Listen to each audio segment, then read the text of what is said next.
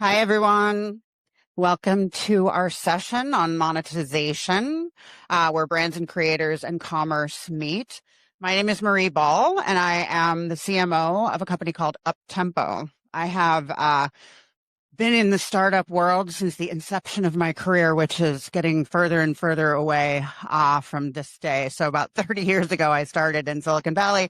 I've been working in technology, launched Yahoo, worked with IBM, now work with customers like Tommy Hilfiger, Nordstrom, IKEA. So I've kind of run the gamut of vertical segments and marketing. So I'm no lackey to startup and innovation, and probably one of the biggest innovations that I think we've ever faced as human beings is happening right now. So AI is changing the way we work, and we're going to talk a little bit about what that means for creators, what that means for brands. At Uptempo, we've dedicated ourselves to essentially creating an ROI. So actually aggregating everything in marketing and creating and basically turning into proper value, so we can actually see what the dollar spent is producing, and that's a very difficult thing even in entertainment here today. So before we go on, I would like to introduce Mark Belinsky of Playste and Sophia Xing of Plot Party. Sorry, I forgot for a second. You want to take a few minutes and introduce yourselves? Sure, happy to. Hi, everyone. Hope you're having a great time here in Vegas. My name is Mark Belinsky, and I'm the CEO of Playste. I started my career as a filmmaker, doing producing, directing, mostly in documentary, and kind of hit a hard wall on that and pivoted into technology. So I've been a technologist for many years, ran a company called Birdie, which was a smart smoke alarm that tracks air pollution. And most recently, I spent COVID years at the United Nations Development Program, running software for some of the largest governments in the world. So trying to get out there and do good with tech has been a big and important focus of mine. Can you tell us a little bit about what Place does before we go on to Miss Sophia? Absolutely. And so now I'm trying to focus my powers of good on back on Hollywood, where Playste is an AI-driven product placement marketplace. So brands can bid on placements in film, games, etc. Awesome. Thank you so much. Sophia, tell us a little bit about Plot Party. Hi everyone, I'm Sophia. I'm the founder of Plot Party. Plot Party is an AI native drama, narrative, and IP maker. So right now we have users on our platform incubating their own IP, making their own micro dramas, feature films, and things like that. My personal background have been in AI research for over a decade. This was before Gen AI came about, when the coolest thing was computer vision. So it's been really awesome to see the trajectory in the past decade of how AI has evolved. Also spent time at Google building for gaming software, spent time building AI games as well. So entertainment is something that is really front and center for us. And super excited to be here. That's awesome. Tell us a little bit about Plot Party and what it does. Yeah, so Plot Party is if you would imagine a director, but in a tool where anyone from their living room, from their studios can very easily make a drama, a narrative, an IP.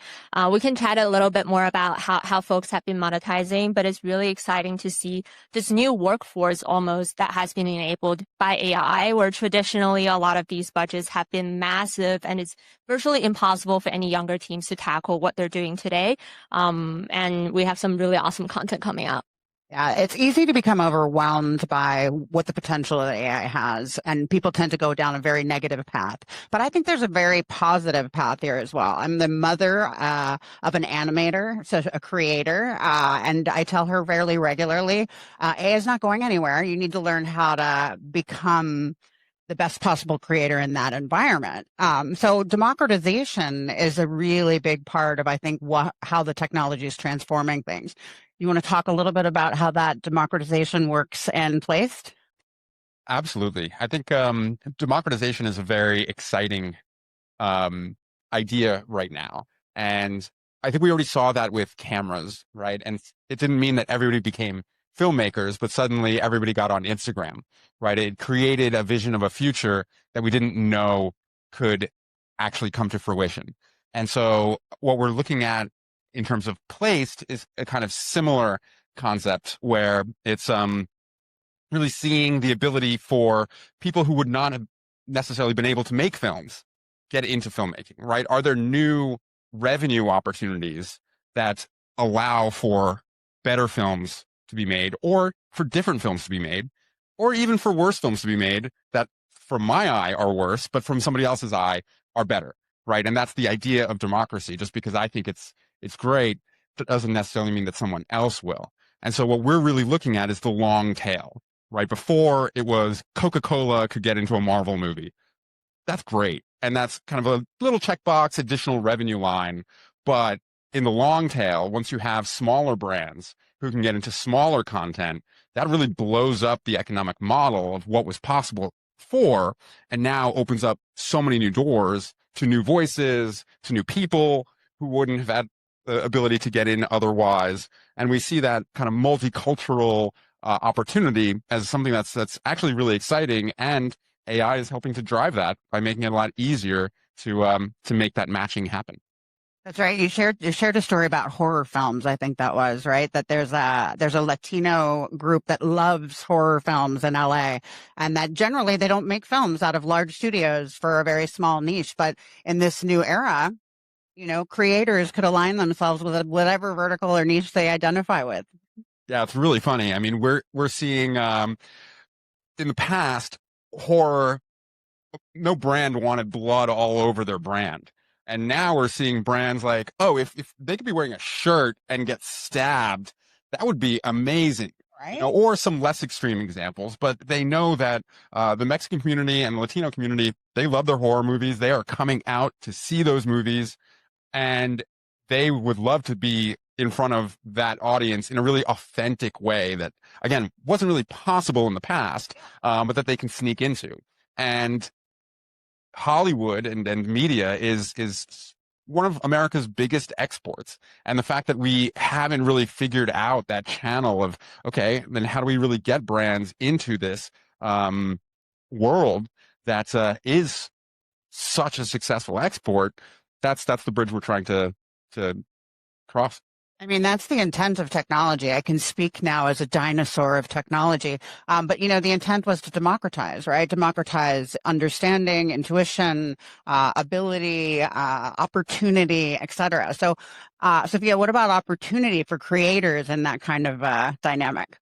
Yeah, of course. Well, first of all, what Mark said about democratization for who is actually doing the creation, we're definitely seeing that amongst our users and our creators.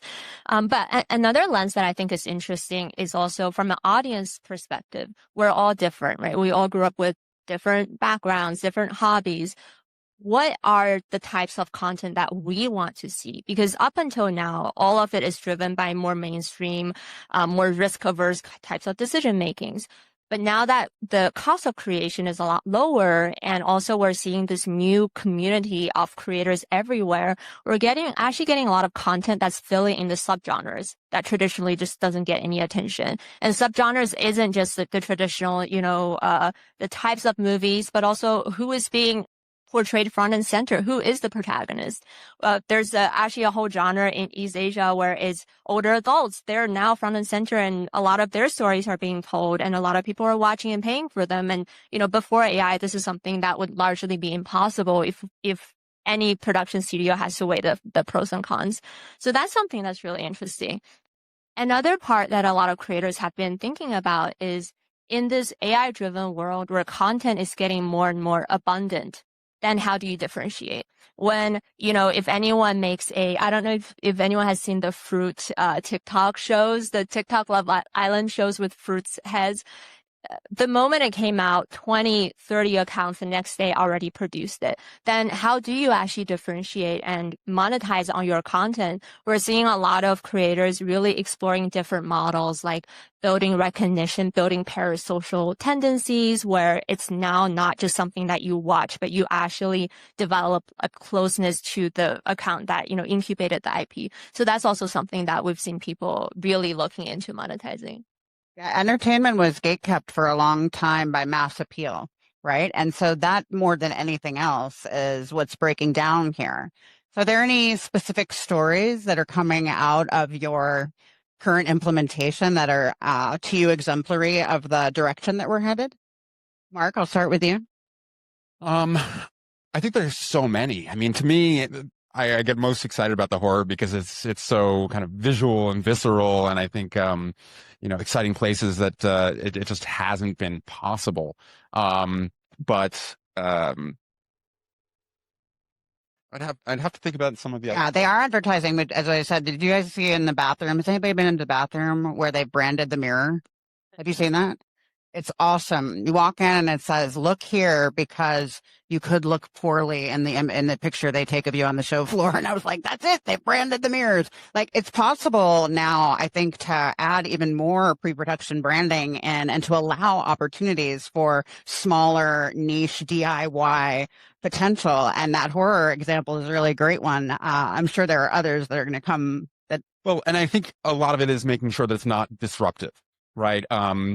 So much of advertising is, get it in at the last moment, right when somebody can see it, and it's not going to be too disruptive, but it's still going to be a bit disruptive. And I think what's interesting is when it's put into content which is so narrative focused, you still have that approval process to make sure it's not taking away from that artistic integrity. And so having that balance, I think, brings forward even more the idea that this is an authentic brand.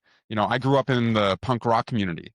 And if I see a punk rock bar and they're drinking Pabst Blue Ribbon, that seems like a very natural storytelling opportunity. Yeah. Or any number of other, like maybe niche local alcohol brands, which I get even more excited about, where, yeah, that local brewery should be in this scene. Yeah. And it's weird, actually, that there's a fake brand that they paid for to put in, and it's not contributing to that bigger community.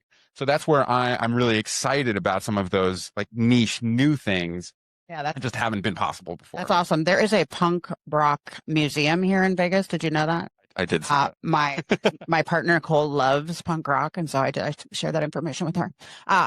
Yeah, that's exciting. So an eBay environment, they can kind of describe that way, Mark. So you come and bid. Is that how it works? You bid for the pre-placement?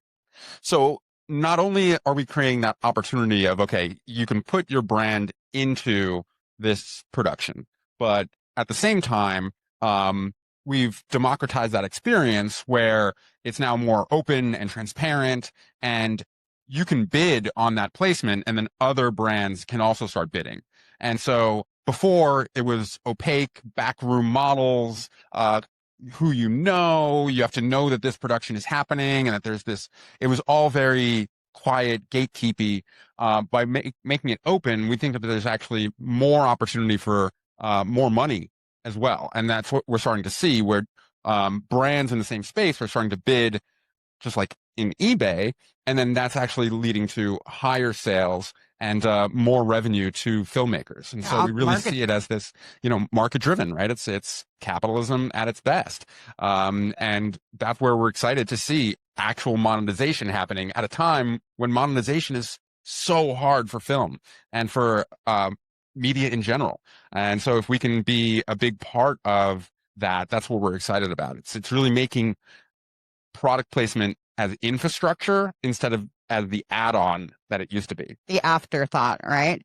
Well, the closed loop for me is every time I hear that, right? Like, how do we then close that loop and determine return on investment of those placements?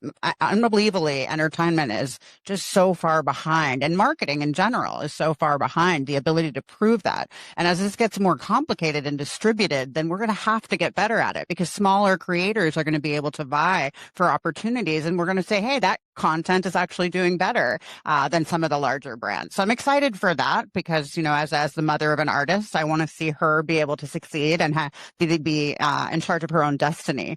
So Sophia, what are examples that you can come up with and on your platform of maybe creators taking advantage of their own ability to license their art and taking advantage of AI in that perspective? Yeah, sure. So we actually, World Cup's coming up this summer, and one of the studios on our platform started ideating on a project about a month ago. And today is already on the way to creating the first several episodes of an AI native microdrama focused on World Cups that they intend to get out before end of the month. This is the velocity that folks are actually operating in. And if we contrast this with, traditional production, this type of velocity would never be possible, right? Today, someone can create a high quality 1 minute cinema drama within, call it $100 of AI compute. And sure, you can layer on creators, layer on editors on top of that, but the pace of creation is just so different. So that specific studio, for example, is already having conversations since World Cup is coming up, right? Already having commercial conversations about both on the licensing front and also on the placement front. How can they actually get, more relevant brands into the overall production, and also who is going to be licensing the content? All of that is super exciting. And then the other thing that I've seen folks do with monetization is, because the creation path is now so rapid and so cost effective, it's actually very possible for you to create, say, a 5 minute trailer, do that 10, 20 times because the cost is so low. And then you can actually find really awesome buyers and hedge that way, as opposed to having to go in with, hey, out of all the ideas, this is the one that we're going to go with. And that's really, that's tying in a lot of our capital spend for the next half a year or so. So we're seeing folks be a lot more strategic about it too. And then on the distribution platform side, a lot of them are actually more open to content that they themselves may not have seen in the past, because now the cost of acquiring such content is also a lot lower. So all of that is super exciting. That's awesome. So the criticism, right, from creators always is the 6-finger AI videos and the quality of the creative. Those are the extremes, obviously. Where do you see the quality of that creative right now in AI? The quality, for sure, if we were to compare it with a world-renowned director, filmmaker, it's not there. And, we've seen the quality. Even the best ones, I would say, are, blurring the lines between AI and reality. But for sure, the realism is not going to be more realistic than what we're capturing on camera. But what is interesting is that now you can actually do a lot of awesome special effects for way cheaper. So from a cadence perspective, putting together a film, you can actually have more tools in your disposal. So if we were to think of, I'm a machine learning person, so I think of everything as what is the optimization function and what resources do we have at hand. So if we think about it, really having more resources means that you can make more effective optimizations on what to put in the film. So that's one thing. The other thing is actually, to the viewer, oftentimes, knowing that something is AI is not necessarily a bad thing. When we watch sci-fi, when we watch animation, we know a lot of those are not really filmed, by in real life on location. Are you saying Star Wars is not real? No, sorry to break it to you, Mark. It's really in our hearts. But yeah, that's the point I was trying to make, which is, it matters more who is actually watching and how they're interpreting it. Many of us have watched Love Island. Do we know that it's AI? For sure. Do we know that the quality is not great? For sure. But are we getting a good laugh out of it? Are people actually making money from it and, making new businesses and enabling new creators? For sure. So I think the lines are a bit more nuanced there. But I'm also really excited to see the development of all the models. Seedance 2, for those who have tried, came out about 2 months ago. A lot of folks are creating really awesome content on there. VO4 is going to come out really soon. So the pace of development is also really rapid. I wonder if creators can partner with models to kind of create their own flavor of AI and offer that via your platform, if that's the future we're headed into. There's always, blips along the way where, everything is one direction, or people are not excited about it, or they're very excited about it, or they hate it. But eventually you get to a blend where it's really working well. How do you see that blending down the road? I see the blend as, for a creator who wants to use AI tools, they should. For a creator who doesn't want to use AI tools, I almost think traditional film going forward is going to be more like handmade furniture, where we know it's crafty. We know we know there's art in it. There's care in it, and we will watch it. But the quantity is just not going to be as large as some of these other AI enabled filmmaking processes are. And today, creators are already working with model companies, both on our platform and off our platform. We're seeing a lot of model companies really subsidizing awesome creators, giving them a lot of credits that they can use to produce their films in an order of sometimes thousands or tens of thousands of dollars. So that's definitely already happening. And then the question is then how do you differentiate the top AI creators versus someone who's just starting out? And a lot of models also have their own ways of measurement there. Yeah. Yeah, all those economics are going to come into play as people try to figure it out. Mark, you wanted to say something? I saw the mic coming up. Yeah, I love this analogy of the chair. And artisanal chairs are really freaking weird, right? And I think that's so much of AI, where if you are formulaic, then AI can take your formula and utilize it. And there's lots of formulaic content that's out there that's great, and it'll be cheaper to make, and a lot of it's going to be AI generated. But Hollywood in general has gotten a lot less weird. It's gotten a lot more formulaic, and we need to get back to the weird. So if we can get back to that artisanal chair, that's really exciting. And to me, so much of that is, where's the monetization coming from? You have to take bigger risks. You have to really be okay with making something like Pulp Fiction, which is hard to say it's going to be for a big audience. And then lo and behold, audience is huge and it's artistic and it's appreciated. But, for me, it's a lot of that is bringing in that additional monetization through this other channel, which is brands and marketing, which can be that infrastructure to make the artisanal chairs. And that's where my hope is for where the direction is going to go. Yeah, I think it's awesome. And frankly, given what you have built, it could really be applied to any blend of AI versus non-AI content, because Placement in AI. Yeah, exactly. Placement in AI, placement in completely human-made crafty films, placement in, anywhere in the middle, placement using AI, right? Yeah. A partnership is born. There'll be placement. It's exciting. Listen, I've been through a bunch of technology transitions, we will call them, and the overcorrection at the onset is always dramatic, and everybody's like, "Oh, there'll never be a retail store ever again. It's all going online. We're not sure what we're doing," and that's not true, right? You're starting to see even retailers opening more stores as people push back into communities. So we're going to see what this looks like, and I think you have to embrace the change. And then start exploring different economic models for how to monetize that. So if you are a creator, start to see, how can I leverage some of these tools to my advantage and advance the boundaries that we want to assert. You guys, as startups, that's usually what startup players do, is they push the boundaries and they start to set, kind of the directive for where we're headed. So it's very exciting.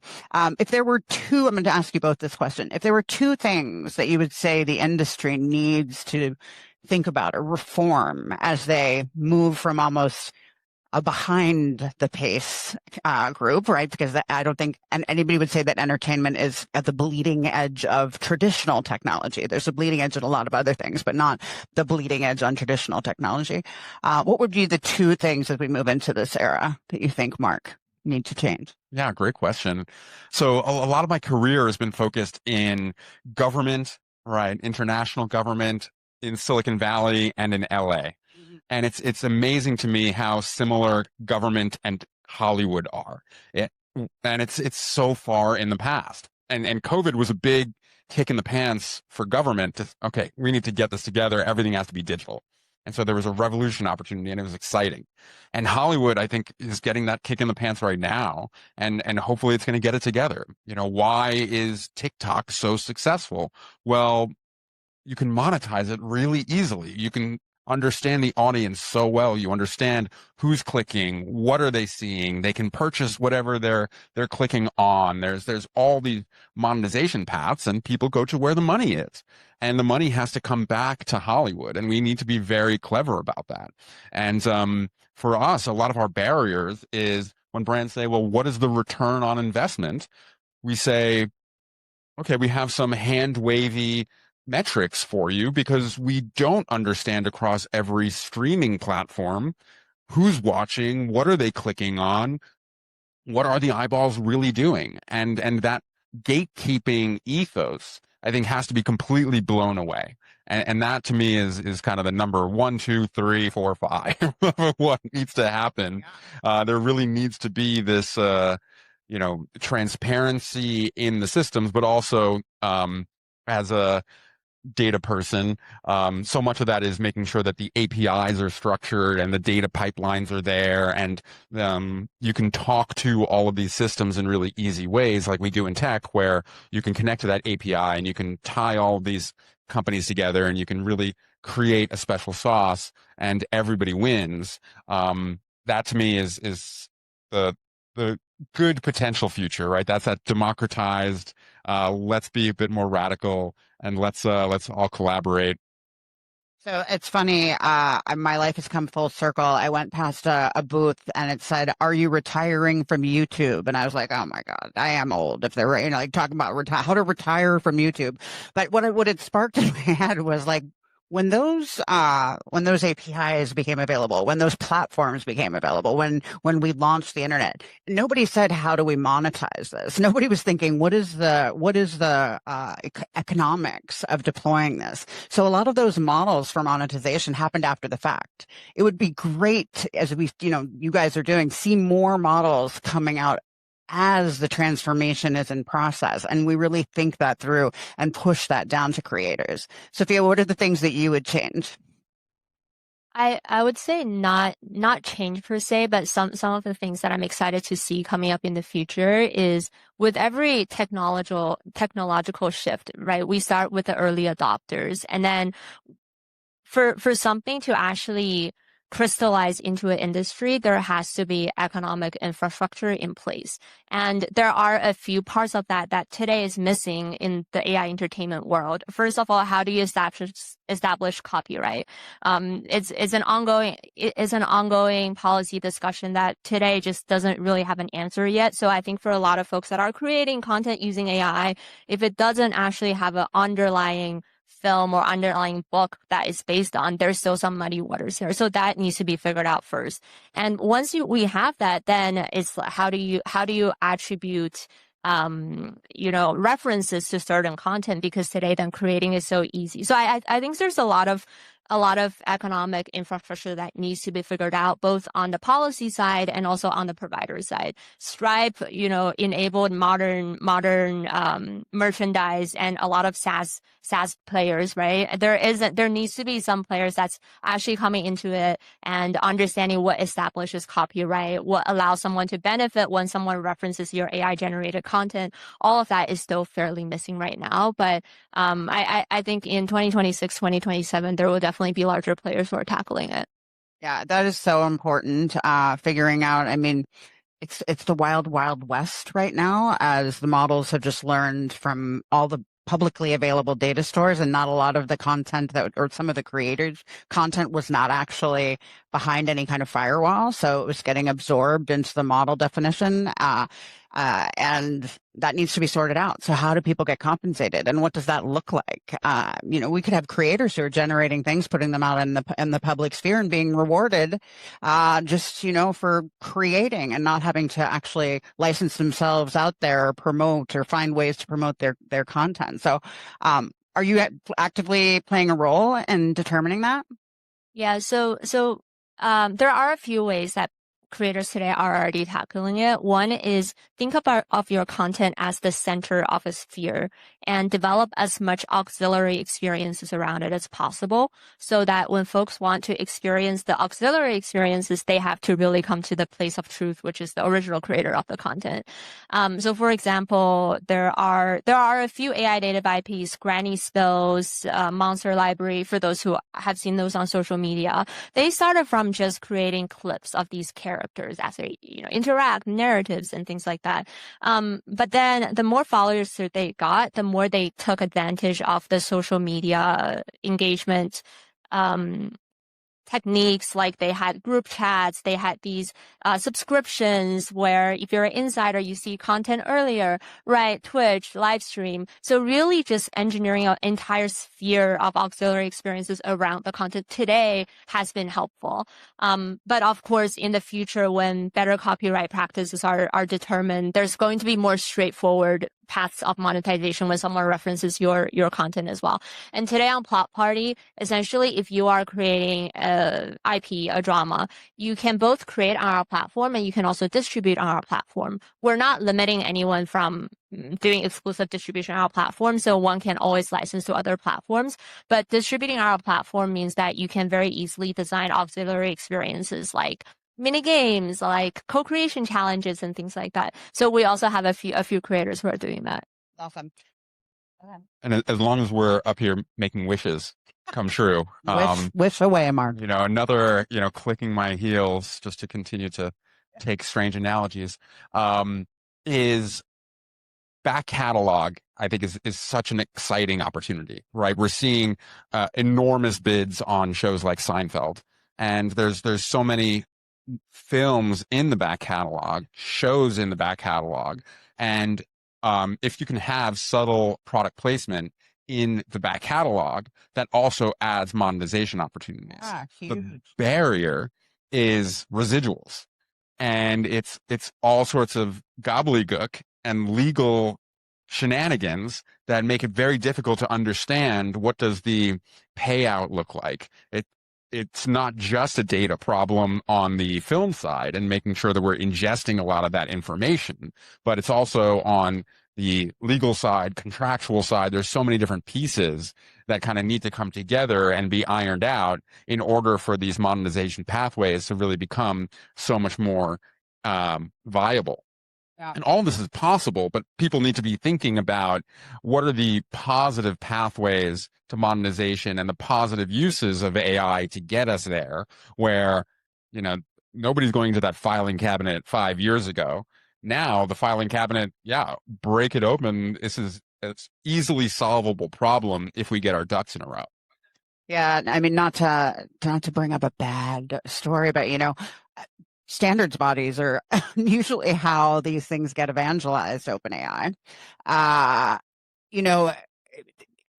Thinking of, nobody thought about, when they were creating those films or they're creating those sitcoms, how would we monetize this in a world where, and so it really does, I think it's beholden on the industry itself, plus technologists to come together and say, how would we reimagine this today? And how do we compensate everyone fairly in that dynamic? I can imagine a world where creators and even, people who had residuals from 50 years ago are getting some form of income from the new AI infrastructure. And wouldn't that be amazing? But it does require people coming together and putting their heads together and being sensible about it. Any thoughts on that from either of you? I think for residual, part of it is the direct monetization that comes from people who are creating. Another trend that I have been seeing is the idea of what does participatory storytelling add to the inherent value of an IP? So say if the rightful IP owner of some IP does not have the risk appetite or the funds right now to make a remake, as more and more content is coming up and people their attention spans, they're getting attracted by all of these other types of content, how can we make sure that a certain IP still stays front and center in people's minds such that the inherent value of the IP is still holding to some extent? And one potential path is actually through allowing some of the other creators to be able to utilize your content, your IP, in a way that's respectful and coherent, consistent with the actual design of the world. So we're also seeing some IP holders actually thinking about it from this other way, where it's like, we're not trying to make money imminently from people using our IP, but we're trying to think about how does this add from the aggregate attention that others are actually spending on our IP to the inherent value, so that in the future, if we do something, if we do more merch, if we do more events, if we do more, one-off shoots, how does that add to the value? Yeah, it's rare. I mean, has it ever happened? I'm trying to sit here and think to myself, have we ever moved into a technological innovation and just said, you know what, we're starting over all of the ways that we look at things. We're going to just look at it differently. So we are always bumbling our way into the new economics and into the new monetization. But I think it'd be exciting to take part in kind of what that future would look like, because the future is now, FYI. We're in the middle of it. Tomorrow is too late. So trying to figure out what that looks like. And with back catalog also, it's strange to me as the Silicon Valley side, to look at this and say, okay, a brand that was inserted in the 90s is just there in perpetuity, right? That is a lopsided benefit for the brand rather than for the filmmaker. And so much of this is making sure that there's an evenness in the playing field and that everybody is winning and getting supported in that monetization, right? There are certain brands that could say, that have come to us and said, well, we want to be there at launch, but we don't want to pay for perpetuity. Great. That's a different economic model, and that can fit for different brands and different times and for filmmakers differently. So suddenly there's a second brand that comes in for years 1 through 10, right? And there's just an agentic model, and we don't know what's going to be in 10 years. And so maybe that leaves room for something else entirely, right? But this is the continued monetization for people in the creative industry when we're all scared that that's going away, which is clearly an important issue to tackle. And we're not having that conversation of, okay, well, how do we get it back? So are you thinking through monetization strategies kind of on the fly as people come to you? Are you being forced to consider, how is that working? I mean, because sometimes that's really how it happens, right? Honestly, yeah. I mean, yeah. I love that though, right? It's forcing you to think of things a different way. The question is, how does that then get back to the industry where others can think about that? How do you think that might be solved, Market? I need a genie. Genie in a bottle. Anybody got one? Yeah, I feel that, it's difficult. And Sophia, you've got a lot of monetization ideas are you thinking on the fly as well? Kind of, do they come with interesting challenges that you have to solve for? Yeah, oftentimes we're actually inspired by our users. Our users, especially a lot of the earliest AI creators, they're thinking both about the craft, about the technology, and about the monetization. And we're having a bunch of them on the platform creating awesome things. So we talk to them, we learn from them. Everything that I just talked about wasn't something that we came up with, but what we've seen our users do and really being successful at it.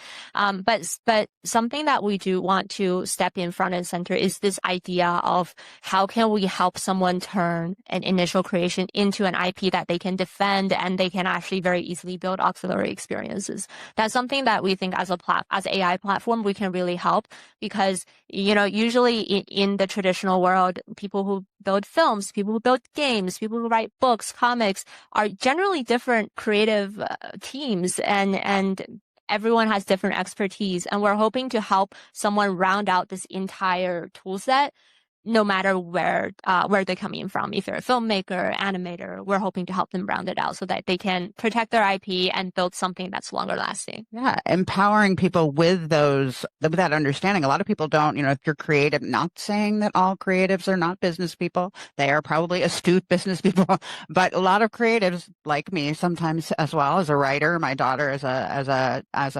animator, don't really think through the economic models in a way that they could take advantage of out of the gate, right? So empowering them with ideas for how to do that, I think is something pretty exciting that you could deliver to them. And even the ability to negotiate. So in our platform, we have that bidding process, but it takes a lot of business acumen to suddenly handle these bids and different brands and what is the value. And so utilizing AI to also help you along the process and say, this is what is generally being accepted. You don't have to follow that advice. Also, this is how you can start having that conversation and really bringing people along as a really powerful assistant is a great usage of AI that we've found. I love it. I mean, part of democratization, like it or not, is, taking advantage of your own personal opportunities and figuring out how to maximize that potential. And sure, there can be a lot of platforms out there that aid you in thinking that through. But ownership, right? Telling creators, take advantage, be the owner here. I read an ad the other day that I liked, and it said, I want AI to do my dishes and laundry so that I can paint and draw, not so that my AI can paint and draw while I do my dishes and laundry. And I think we need to figure out what those boundaries look like and how we empower people. So I love that we've talked about AI and transformation in a really positive way because it's here. You could stick your head in the sand and decide you're not going to participate. But I think participating is going to give us the right boundaries and protect the creative spark that humanity brings to this endeavor. Are there any questions before we end this? We've got about 5 minutes. There are 2 microphones set up. If you have any questions for people here, go ahead. Hello. Thank you for your comments. Very nice.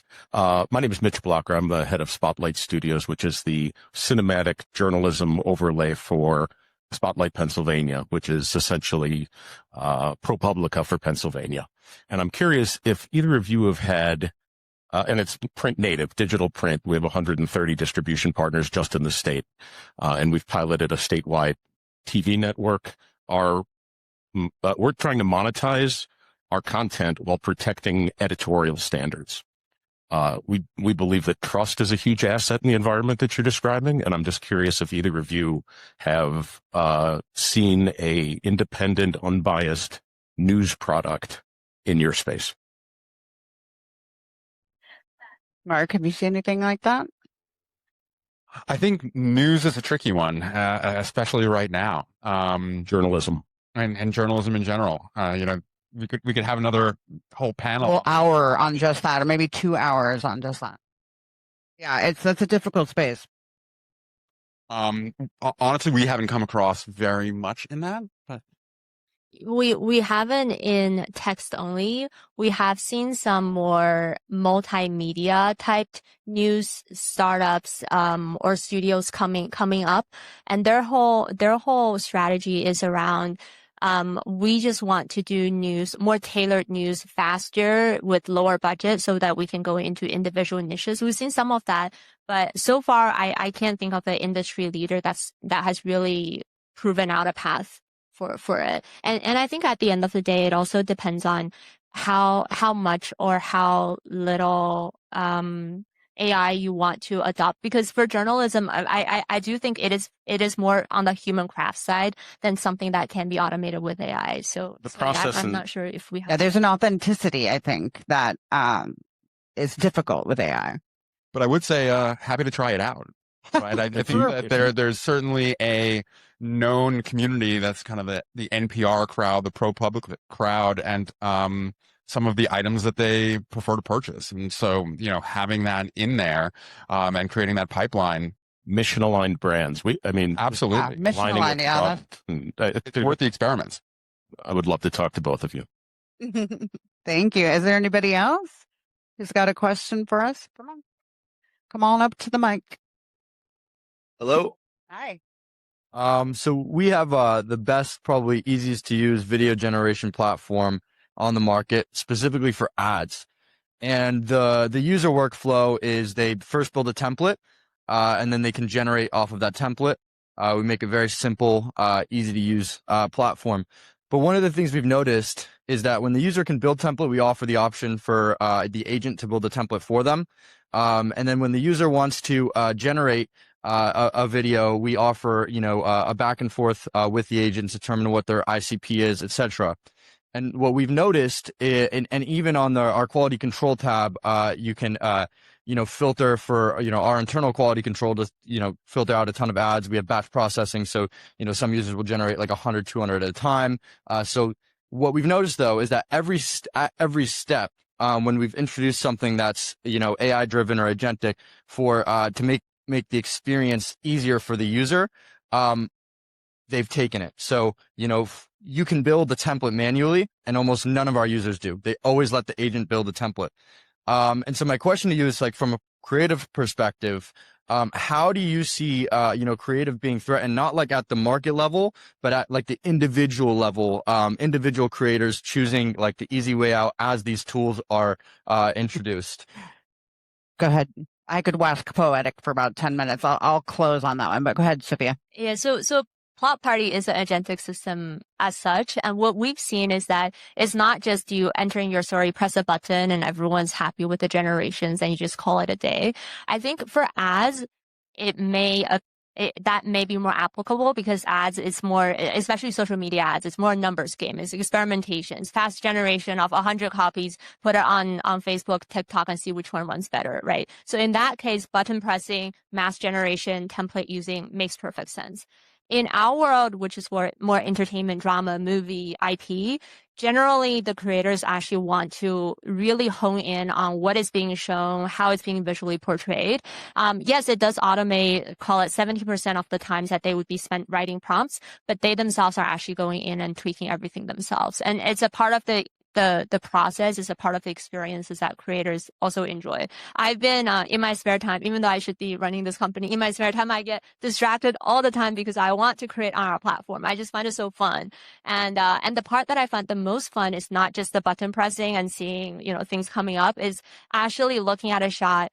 I wish I was a better filmmaker than you are, than on your level, but I'm not. So I'm looking at a shot, really trying to think about why does it not look good, and then doing research and figuring out, okay, now this is supposed to be the case. Now I'm learning something new. I'm becoming a better amateur filmmaker, and I really enjoyed that process. And I think for a lot of our users, it's the same.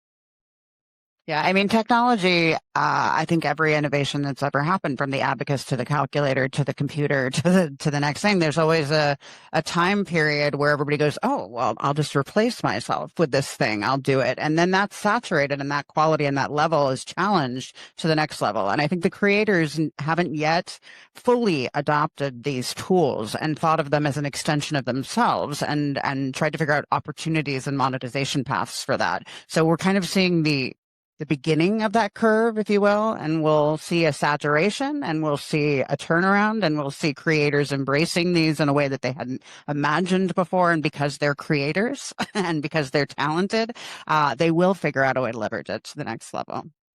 So that is it. Thank you guys very much for being here. Give a hand to my two cohorts here, Mark and Sophia. Thank you for being here. I hope you enjoy yourself at the show. NAB has a ton to offer, and we'll see you out on the show floor.